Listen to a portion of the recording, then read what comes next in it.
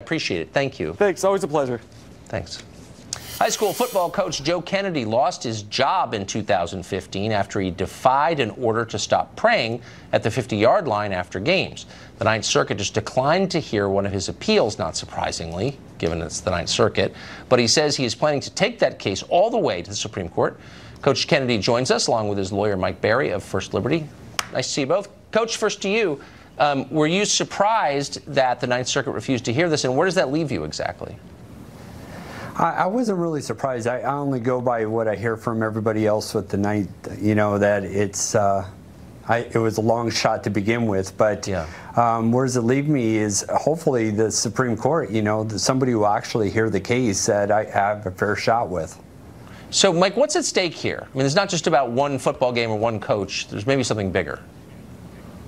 Yeah, that's exactly right, Tucker. This is an outrageous decision that really sets a dangerous precedent for not just coach, but school employees across the country. This decision, if it's not challenged, means that if you're a Jewish employee, you can be fired for wearing a yarmulke. If you're a Muslim employee, you can be fired for wearing a head covering.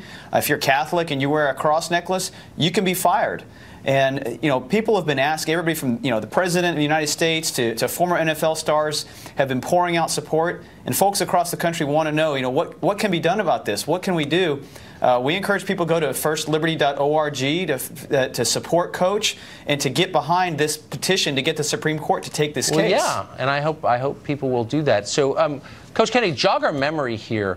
Who exactly was offended by what you were doing? How did it get to this place?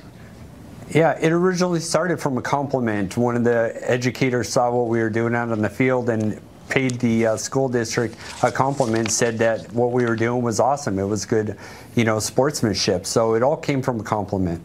Huh. So, but along the way, somebody must have been offended by it or you wouldn't have lost your job, right? The only person that I realized that was really offended was the district lawyers at that time, and they're the ones that are continuing to, you know, fight against me on this. Yeah, so there's no actual victim here. Just like the most perverse part.